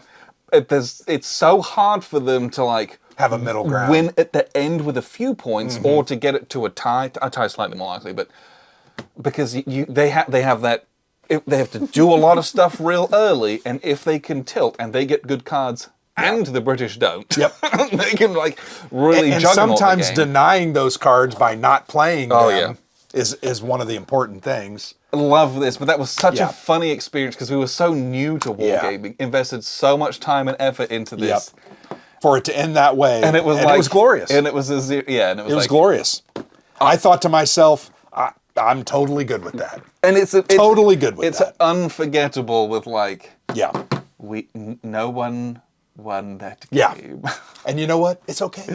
Yeah. We walked away from it, and I had a blast. So, Combat Commander. Yes. So, speaking of the early days, this is Combat Commander Pacific, which we did not have in the early days. No, we just had Europe. Yes. But we literally, our gaming routine for the first year plus. Oh, yeah. We lived in the same town. Our front door to front door was about 15 minutes. Oh, if that, 10 to 15 minutes. And we initially had a habit, it was Wednesday night, because your wife worked. Yeah, so I was at home. My wife typically had church youth activities, and our children went to those. So yeah, I was at home with my very, very, very young kids. And I was free from my children, and it was typically from like 5:30 p.m. till about 8:30 or 9 p.m. Yeah. And we did this every single Wednesday for months. And for the longest time, Combat Commander was our most played game. Well, I think for a while that's basically all we played. And I think in reality, this probably might still be our most played in-person game. I would think so. I think it still is. Because we played like a good 30 times, 30 or 40 I times. want to say we did like 18 or 19 different scenarios. Some we played a couple of times. But I'll never forget, in my mind, I can't wait till Wednesday. Yeah, it was such a great tradition Yeah. and a routine that we were in to do that. And we still had our gaming group where we played Russian Railroads. We would, it was like on a Saturday morning. Other games on Saturday mornings. And we continued to do that because your wife worked on Saturday mornings and mine slept till 9 or 10 and our kids were fine at home. We had older kids. But the Wednesday night thing was so special. It was such an opportunity for us to just focus on, and we focused a lot on Combat Commander. We did a lot of Combat Commander. Because we both enjoyed it. It was fun. I felt like we went back and I'd win one, you'd win one. Yeah. I'd win two, you'd win three. And it was just so good. Well, and all, you know, it's also a game that really fits in that time frame. Yeah. And we had 1 to 3 hours. We knew the rules and we had them down, so it was like get it in, get it out, set it up. Here's the pieces. Let's go. Yeah. Because you know, I think now we learn a lot of new games, and those plays are slower. Yeah. And by definitely, you just don't get through as many or as much. I think some nights we did 2 scenarios. Yeah. And we kind of progressed from from Europe. I think I bought Mediterranean. Yeah, I remember doing that, and those were so cool. Oh, and then we never did any of the other until we got Pacific, and then by that point we were paratroopers. Was that? Oh yeah, we had the little packs. I mean, like I said, we played probably 30 scenarios, 20 or 30 scenarios. But I just still remember those days of Wargame Wednesday was our thing. Yeah, it was typically Combat Commander. We played this for a long time, and there's a lot of AARs of those. I think I wrote, an AAR for about 80% of those. They're still on the blog. Yeah, you can search in the archives on the website. Yep. And see some of the written kind of the write-ups Yep. of those, and they're a really cool piece of history for us as well. Yeah. But yeah, that was such a neat time where we kind of had that close geography and that proximity where it was like, let's go do this. Yeah, let's yeah. go do that. That It was just so awesome. easy. And that's really where we got our real start. Agreed. Let's do Churchill. Yeah, That's so okay. also kind of at a similar-ish time. So I picked up Churchill from GMT. This is I think to this date, this is the only game I have ever purchased because of a banner ad. I bought this because of an advertisement I saw on Board BG, Game Geek. yeah. So It worked. It works. At least Gene. once. At least once. I've never done it since, and I've never done it before, and I was almost embarrassed. But I saw the banner for it, and the banner was pretty much this up the side Yeah. of the website, and I was like, Churchill? I don't know who that is. And it was like Churchill Big Three Struggle for Peace, and it was Sounds- from GMT. yeah. And we had been dabbling in GMT games, and I was like, sure, what's not to like? It sounds like it might be political, it might be a war game. And I looked on the website, and it was designed by Mark Herman. And Mark Herman had designed Fire in the Lake and Empire of the Sun, which that we enjoyed. we had played. And I was like, well, shoot, if he's doing it, it's probably good. Yeah. And I looked at the board and was like, okay, looks pretty abstract, but I liked the card play of his other games. If you haven't played Churchill, there's the board in the upper left. And then on the right side is the conference table. So it's a very abstract game. It's a very good game, though. And I read about it, and I was like, that sounds incredible with this multiplayer debate stuffs. Over issues. And then you implement the issues into progressing the war. That sounds Amazing. cool. Sounds very different. Yeah. And so I picked it up, and then I brought it to your house. Yep. And it was like, I think it was like a Saturday morning. Yes. Our group didn't meet, and we... For reference, I have the Churchill Cube for Me stuff in here as well. So, like, this is also one of those games they have. But yeah, I brought it over to your house, and it was one of those things where, like, on those Saturdays, we would do things like, we were still playing, like, what's that one? What's the Dungeons and Dragons board game? I can only think of Scoundrels of Skullport, which is the expansion to it. Oh, Lords of Waterdeep. Lords of Waterdeep, right? Like Very simple game. We do bits. We playing that. We were playing all those, Puerto Rico we played quite a bit. What was that AEG card game?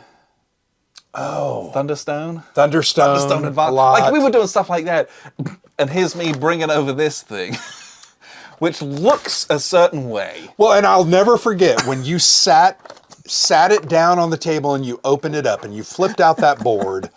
I thought to myself, what in heaven's name is this? And you hadn't really told me much about it. You didn't really give me much warning. I also, frankly, we had never played a game like this. Yeah. So it was a very painful learning process. Yeah, this was just total, because it was the two of us, and we were using a bot, which I don't think we'd made done. it doubly hard. But I remember thinking to myself, Grant, just get through this, right? Alexander really wants to do this. Just get through it. And I focused, and for the first 45 minutes, I was like, oh gosh, we're wasting our time. Can we play Combat Commander? Can we do something else? And then we kept getting into it. We went through another round, and I'm like, oh, okay, it's starting to fit together. Then we did another round, and I'm like, oh, wow, I love putting those tiddlywinks over in those countries and then putting the cylinders on top of the tiddlywinks and controlling them. And it's like, wow. And then it was like, then we got to the end game bit where you do that final scoring stuff. And you're rolling a die and you're like ooh. adding and deleting. And it's like. And I just remember the discussion we had around your dinner table of like what that looks like about playing suboptimally. Because almost no other game encourages you to do that. But if you get too far of a lead, if you blow it out of the water, yep, you're going to lose. Yeah. And what does that look like? What does that mean? What is Mark trying to say with that? And those discussions and that stuff was so interesting as well, because we were very new, and that was like, oh. And I just, since then, we've played this a whole bunch. Well, and I bought this off of the GMT sale. Yes. So I paid, what's 50% off of the 7? I probably paid $35 for it. Yeah. You have it, but I love this game. That's what this game is. If tomorrow you move back to England, I'm going to find some poor bastard and I'm going to teach him this game and I'm going to have them have the same feeling I did. But then ultimately, in the end, I loved it. One of my favorite games of all time. Yeah, this is a game where the mechanics and the enjoyment you get out of it Yeah. are exponentially more than you might expect from looking at it. Well, I just remember looking at it going, what is this? You know, it's so abstract and it's like... And there's like so much wow. text on the board. Yeah. And that was also something that was very new to me of like, Yeah. I got to read the board? Like, Yeah, it was just a totally different experience. And I think really opened my mind to that card, and it's not a card-driven game, but card war games, card-driven games... what they can be, what they can do be with and them. what they can tell and the discussion they can engender, and it's just fascinating. Yeah. To this day, I will play Churchill at any time. Yeah, I love this game. That learning so game much, was I bought like it. pulling teeth at times. It was. But once we got through it that first time, and after playing it that second time, I was like, yes, this is one of my favorite games. And I think over the next month, we ended up playing it 2 or 3 or 4 times because it was that good. Yeah. And we played a couple times at conventions with people, just pick up games. At least twice that I can think of, maybe 3 times. I love that game. Yeah, so amazing. much. Just totally, utterly. Let's do the Irish Potato Gambit. Oh, the Irish is- Potato Gambit. This is one of those fun moments. This right? is from our game of Richard III from back in whoever knows how long ago. Gosh, when did this come out? I want to say we played this like in 2017 or 18. Yeah, which I think For the first time. we bought it from them. Oh, this is copyright 2009. Is that okay? Maybe. Yeah, but I think this may have been a new. Well, maybe. It's And not. this, I believe, was our first block war game, if I remember correctly. That sounds correct. I think that's correct. But yeah, so this is Richard III. So this is Wars of the Roses. We had not played a block war game, and this is part of like the very traditional Columbia block war games kind of series. So it's these card-driven ones where you play this is how many areas you can activate, and you move the guys, and you move and you fight, right? That's pretty much it. And it's about Not an overly complex game. taking territory, and you play through 3 hands, and that's the whole game. Yeah. Or you can play 1 hand, and that's one of the campaigns. Yep. Just play all 3. It takes Yeah, like a 2-hour game. if that. Yeah, I want to say 90 minutes. But this was it was a lot of learning and stuff, and it was like, ooh, I can't go through this rough border with as many guys. And Yeah. if I split my forces and bring some guys in, and these ones get delayed. Yep. And so then I've got to hang on with these guys for a round of combat, and then these guys join, and the timing of all those things, and the priority fires and targeting and rolling the dice was really enjoyable. And we were having a great time. And the way that control kind of flip-flops, and you get exiled or you come back in. Yep. And things were kind of coming to a head, and it was kind of right was here. at the end of the game. Yeah, so I was sat in Wales trying to defend myself, and I was like, okay, well, I'm here and I'm protected, and so I moved a bunch of guys out of Wales. So you like moved from this area out. I like moved into like Chester and Lancaster and kind of moved guys out because I'm like, cool, I control this, and I'm moving guys Hereford. eastwards to try to take more territory so that I can win the game. And I do that, and then it's funny because I was also sat on that side of the table. Yep. And There's like 3 blocks sitting in Ireland of mine that I control. which are really close to me. Like right there. It's right there. It's right there. And they're He was facing here. away right, from right me. there. And but like, I remember that I was kind of sat at a table. Yeah. And they were like under my chin, because I was looking over at the rest and concentrating so hard over here, I just did not see them at all. Yeah. It like wasn't even something. I didn't know they were there. Yeah. I didn't know they could be. I had like totally forgotten that was even like on the map, basically. I can't remember if they were put there by like an event or I don't remember. It's part of that can be one of the places you get exiled to. And Okay. you just like I think they were there like the whole of that Okay. particular campaign hand. Yeah. But yeah, I just hadn't Considered them. it wasn't even like I didn't even know they were there. Yeah. Like at all. Sure, he didn't. And so I'm just like moving out, no big deal, thinking I'm doing really well in the game. And I'm over here sweating, but I'm also going, oh, this is a real possibility. It's A real possibility. And so I just moved my guys out, and then Grant's like, I'm going to sail those guys across the ocean and just like And take waltzed over. into Wales. And I was like, oh no. And we forever dubbed that the Irish potato gambit. Probably insensitive. Oh, definitely. I have Irish ancestry, I don't care. but it was just one of those moments that we were both just like, I was so excited. And you did it, and I was like, oh my gosh. Yeah. All that work for nothing, and you just lost that. And how did I not even like? I was like remotely out of your mind. You could have abracadabraed and magicked them from a different portal onto the map, and I would have been less surprised. Yeah. Just It was so funny. and we've had other moments like that, either where one of us just won't see something or focus. I'm trying to remember, there was Donnerslag, you did that to me.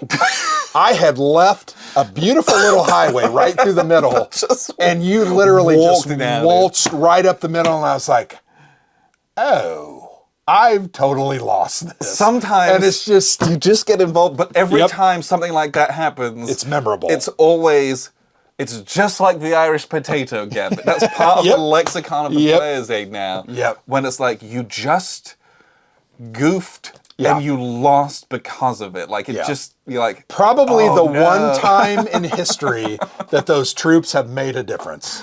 The one time. Every other time they just like get trucked Yeah. over to Scotland and then march down Yeah, or something yeah. like that. But it But was like they hilarious. just it was so great because it was like, huh. And it was also great because we kind of discovered Columbia Wargames. Yeah, this or was Block Games. and it was such a memorable and fun intro to that. And I've got a bunch on the shelf and played a few since Pacific War Pacific was Victory, Pacific, incredible We played game. that on your birthday. I took work off. You had taken work off. Yeah. I came over here like at 8 in the morning. We played all frickin' day. We even went to like Texas Roadhouse. Kelly let us go to Texas Roadhouse for lunch. We went to Logan's Okay, because same Texas thing. Roadhouse was Closed. and also Okay. busy. But I have fond memories of that game and that day Yeah, for different reasons, but the block war games have really, I love block war Those are games. just like those fun beer Yeah. and pretzels-y, not super mega serious. Yeah. But Pacific Victory is like so good. it's real big and it Yep. could go a long time. And I really like about that, the Chinese Civil War part is, and the That was Chinese really forces, very cool. And I remember that game is also like the tsunami dice or the Yes. whatever they're called. Yes. The monsoon dice. The monsoon And you just dice. get the big. Here's the storm Yep. with these 6 spaces. You can't do anything. Yep. And you're like, no, You're like, I was going to no." move in there. Yeah. It's always an But opportunity. the Irish potato gambit, that was definitely a memorable moment. That is a classic. Let's do the Pendragon one. The Pendragon. I'll let you handle this one. Pendragon's one of those games where it is a coin game, so we were like, ooh, but it was the first of this Ancients version of Yep. it, and it is very complex. So to set the stage a little bit, we had played up to this point. First started with Liberty or Death, then Fire in the Lake, then I think Cuba Libre, Distant Plain, Yes. and Falling Sky. Those were kind of Yes. the 6 or 7 that we had. We didn't have Andy and Abyss because they didn't do a second printing until Yeah, later. that was one of the more recent ones. And this was number 8.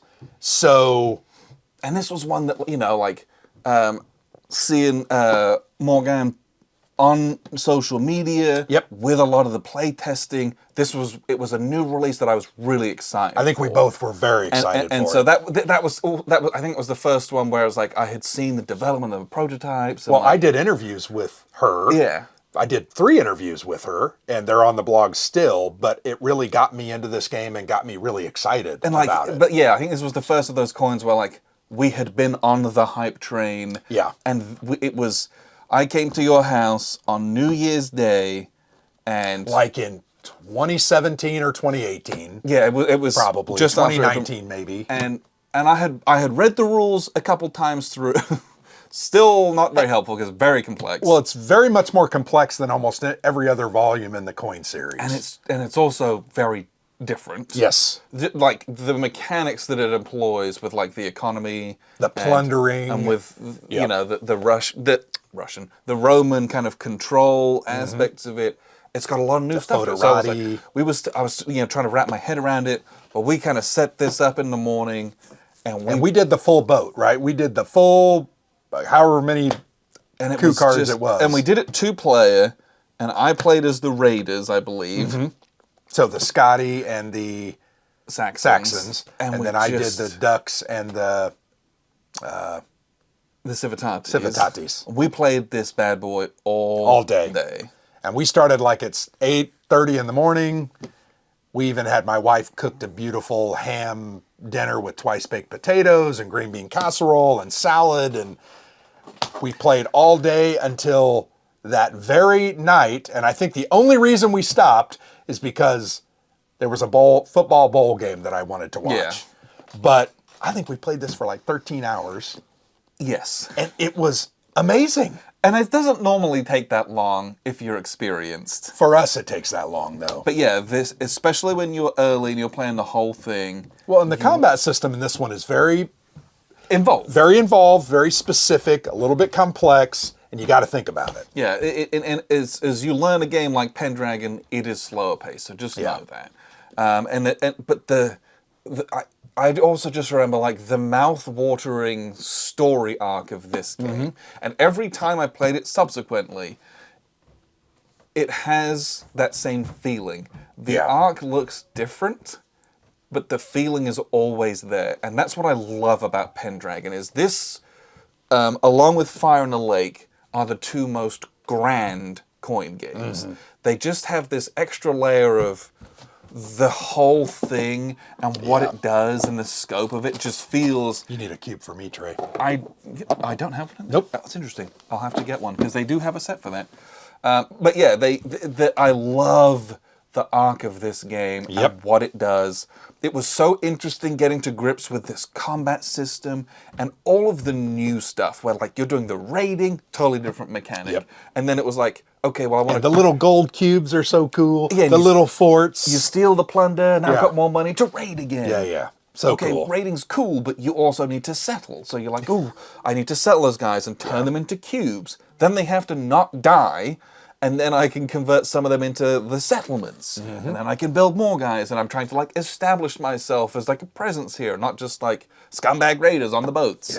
And that's just one of the factions. And then you've got like the Roman factions who, they have a military faction and like a civilian style faction, and their internal conflict or lack of cooperation, and trying to maintain order and to like restore all of the money that keeps getting stolen, and I'm like shooting those cavalry troops up and down the nice, well-maintained roads to destroy the invaders. Well, and then those roads deteriorate over time if they can't maintain them. Yeah, which is cool. And so you're trying to fight off the invaders so that you can maintain your money, so you can maintain the roads, so you can continue to fight off the invaders, so you can continue to... It's so great. And it can go wrong in so many different ways for all the different factions. And it was a real joy to be able to set aside a whole day and experience this. Well, and our wives supported us in that because it was a holiday, and you were in school at that time, and I worked full time, and it was a sacrifice, and we appreciated that. But the game was great, but it was more about the experience. Just playing it all day, focused on it, learning it, making mistakes, learning together. It was just fantastic. Yeah, this is one of my favorite coins. I love it. To this day. One of our friends, Mike, we've played this with him probably twice, I think. We need to do another one. It's been a couple of years. I've played with him at least twice. Yeah, and I love this game. I suck at it, but that's okay. I enjoy playing it with Mike because he has the rules down. Yes, he does. He's a really good GM of the game. So the combats are very simple when he's involved. He helps to keep it, and so those plays are, whereas I don't have those in my brain. But that was a grand experience. Very much enjoyed that. I think the last one we had kind of prepared, unless I'm forgetting. Oh, we do have a couple. We got a couple bits and pieces as Okay. well, some honorable mentions. So, Here I Stand. Always an experience. An incredible experience. We've played this 5 or 6, maybe 7 times now, and it's always amazing. Yeah, never not a good time for me. Yeah. Wow. It came that way in the post. Oh, that's right. USPS messed it up. Because this is brand new. I mean, you just bought this. This is my copy of it that I've never played, but I do have. They're going to get bored of this real quick. Yeah. The Cube for Me organizer in here, which is just a really nice... And the very cool multicolored dice that go with it. Yes, I bought faction dice. But we're trying to get custom dice. But eventually. like, this makes setup so quick. All the cards organized, all the bits and pieces. I have this for mine as well. But yeah, Here I Stand is a game that I absolutely love and is always awesome. But we were playing this a couple of years ago at Mike's house at Basement Con. And you were playing as... The Habsburgs. That's right. Yep. That's right. And I did not win. I was not winning. I was not doing that well. The Ottomans were kicking my butt. But I was playing the Habsburgs. Yeah, and it was a big 6-player game, and it was just, everyone's having a great time. All day thing, right? 5, 6, 7 hours. And you just get so invested into it. Everything you're doing is awesome. It's a big game, it's a complex game, it's a bit of a bombastic game, it's really awesome. But I remember it was and there is a video. We have a short on the channel. You can go onto our YouTube shorts, and there is a video of this, and it is not staged, it is live. Yeah, it's a little sacrilegious, but it's fantastic. Yeah, I think it would be sacrilege if the dice rolling hadn't come out the way that it was. Sure. But it worked, and so it's not. But yeah, but the Ottomans were coming at me. It was in the East. I think it was in Vienna. It was a very pivotal moment for the entire table. Yes. Had he won that battle, I think it would have been over. Maybe not immediately. You would at least have been stymied. I would have been in big trouble. And someone else would have won. Yeah, probably. Someone else would have won. But I also think the Ottomans were very close to winning. He was a very good Ottoman player, and I don't remember who it was. But anyway, so you tell it. But yeah, it was basically this pivotal battle that was going on. Yeah. And had you played cards for it as well? I had a couple of different, like the field artillery that give you a couple of dice. I had, obviously, Charles as my leader, so I had like 3 dice from him. But yeah, he had too many guys to do like so it was a field battle. It was too many guys to be able to retreat into a siege. I actually think I decided I'm not going to retreat. I'm going to stand and I'm going to fight. Because I had that card, and I believed my dice were going to do well. That's why I think it was in Buda, because you had moved It might have been out, in Buda. and he didn't have enough guys to sit in Buda. Yeah, probably. And so you chased him down, and the stacks were pretty even. Yeah. But then through card play and through the addition of other things, you ended up with how many dice? I had 12 dice. 12 dice. And if you know anything about Here I Stand, you only hit on 5s or 6s. Yeah. Right? So if you have 12 dice, the odds will tell you... You can hit 4 of those. 3 or 4 is what you're going to get. Right? I needed significantly more than that. For me to really do what I wanted to do and cause him to have to do something that he wouldn't want to do, I needed more hits than that. Yeah, because the winner of the combat is who inflicted the most hits. Yes. And I think he ended up with 9 dice. Yeah, I want to say he had 9 or 10 dice. Which is, those odds are still not, that could go either way. Yeah. But it was So I'm like chucking the dice in my hands, right? I'm warming up, and you can see this on the video. It's totally not staged or redone. No. And Alexander in the middle said, hold on. Because we knew, I knew this was this it is was the a game key right moment. here. This was a key moment. A stand. I'm like, if this goes one way or the other real badly, we want this documented. So I'm like, let me get my phone out. Yep. So I turn my phone on and turn on the recording, and someone's like, have him bless the dice. The Pope bless the dice. So the Pope was sitting to my right. If you know the way the board's set up, right? Typically the Habsburg player's here, the Pope's here, the Ottoman player's over there. And so I was shaking the dice, and I just went over and he blew on the... Well, he did the sign of the cross, and then he blew. That's why I'm like, it was a little bit sacrilegious. It was the humana, humana, the humana, and then he blew on the dice. And I went ahead to do that, and I You came up over the top of the dice tray, and I rolled those dice, and I rolled 7 hits. Yeah. 7 out of 12 dice Hit on 5s and were 6s. 5s or 6s. And it was like, and it effectively wiped his whole stack. He had like, Yep. It completely destroyed the Ottomans, and I think he hit once. Yeah. Or something crazy like that. So I Yes. lost like 1 guy.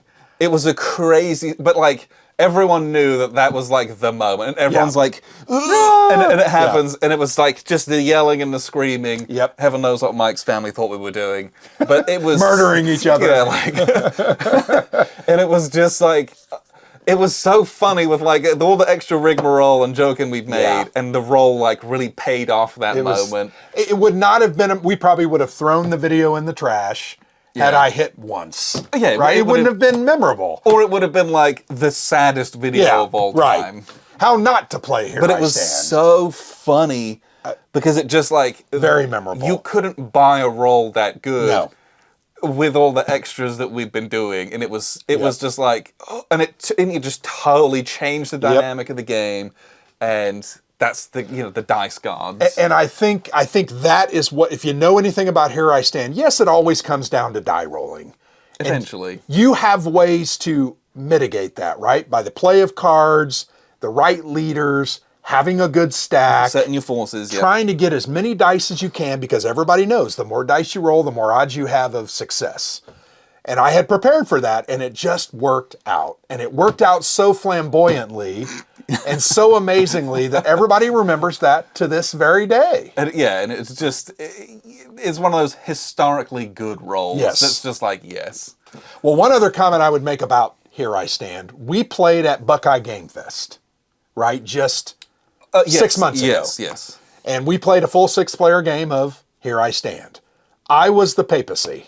I've played the papacy no other times. That was my first the only time. I had no idea what I was doing, right? You were the Protestants.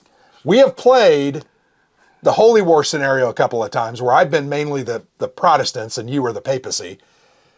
But it came down to the very end. The very, very end. And I had to burn, in a debate, one of your guys in order for me to get the victory points I needed to win. And the same thing happened, right? You're rolling 3 or 4 dice.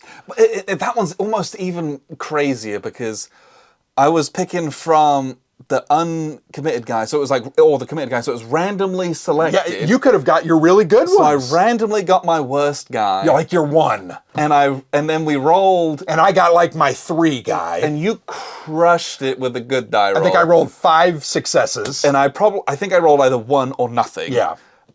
On 3 dice. Yeah.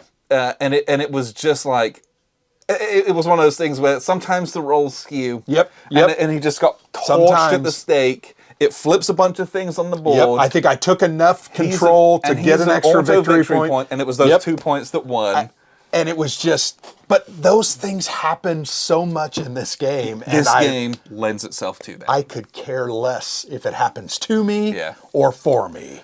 And I know you have experiences as well. We've talked about. I have like the opposite thing. The though. bad So like I have experiences. like we played John Company at WBC 2 years ago, and it was I wasn't there. No. I was in a hospital room. and it was like effectively was going to be the last round, and we knew it. And Mike and I were just like we're very good friends, and part of it's for show. But we were like yelling back and forth across the table, and I don't want to scare anyone because it's not. It wasn't it's not serious. but like we're just like going at it, trying to convince each other to our side's point of it, knowing that neither of us would budge. And I ended up like, because we were just yelling over like money commitment to try to Roll as many dice. roll as many dice as possible to open Bengal to trade, which would net us lots of money if the trades were successful, Yeah. and would open up the opium trade, which would open up China, lots of things. And if you played John Company, Bengal is kind of the key. You can make to a lot your of money, real with it, money. but it's difficult. But so we're like yelling about it because he wanted something to give me the money to do it, and I was trying to be a cheapskate about it, and he hadn't like been quite so cutthroat the rest of the game, so I knew like the game's afoot. So we're just yelling at each other, arguing about it. I finally concede, I think I gave him like $1, and then Which isn't that much. No, it was like nothing. And he like allots me 5 dice worth of monies, and I pick up 5 dice, and you roll d6s in that game. 1s and 2s are successes. 1s and 2s are successes, and you need 1 success Out for of it to 5 succeed. dice, you just need 1. And I rolled those 5 dice. And actually, there's a chance table. Yeah. Where they have created the mathematical chances, and 5 dice needing 1 success is like an 88%. I think it might be 91. 91%. It's something stupid which like means 9 times out of 10, you're going to roll a 1, 1, or a 2 on 5 dice. Yeah. So I chucked these things. Everyone's because the game hinges on this, because we're going to make so much money, Or not have the money to pay your bills and the company's or gonna have go under. nothing. And I roll the dice. I don't roll anything. It was. Was it a catastrophic failure? I don't think it was so. catastrophic. Which but it might catastrophic means you roll You get 5 5s immediately. And, 5s and 6s basically. Yeah, I think, but I didn't roll a single 1 or a 2. We didn't have any money left for the re-rolls, and it was like the culmination of us having yelled at each other for about 10 or 15 minutes across the table, and everyone being like, kind of freaking out a bit, and I just like, it was so funny because it would only happen to me. Yeah. And I love John Company. I am always the reason that we lose John Company. I have never... There's always a key roll, and I'll always mess it up. Your die rolling is atrocious. It's so bad. Historically bad. And like it was just like... And I take advantage of that all the time. When we play games, I'm like, I don't have to worry It was about just like the reverse Here I Stand. Yeah. Where we'd yelled and screamed for so long. And it didn't go off. And I was like begging for him to allow me to do it, and then I messed it up, and it was so funny. And it was just like we went and fell off a cliff because of that. It was a wonderful moment. Yeah. But yeah, I love games like this that facilitate those kinds of memories, because that's what I remember from games. Is those stories. I never remember that extra line I opened in Russian Railroads. No. Although I do correct. enjoy that game. So a couple of kind of honorable mentions in this is we played Napoleon's Imperium. The silliest, oddest game. Yes.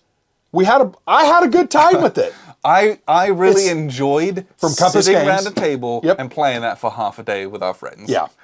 Is it the most realistic game? Well, camels end up in Austria. And so I played as the Ottomans. And you were running your camels basically all over Europe. I had camels in Berlin. Hilarious. And like and we're all just sitting around the table like, how did this happen? What is this? Yeah, right. And like I'm like running them up, threatening Moscow with them, spreading out, because I was doing really well with them anyway. Yeah.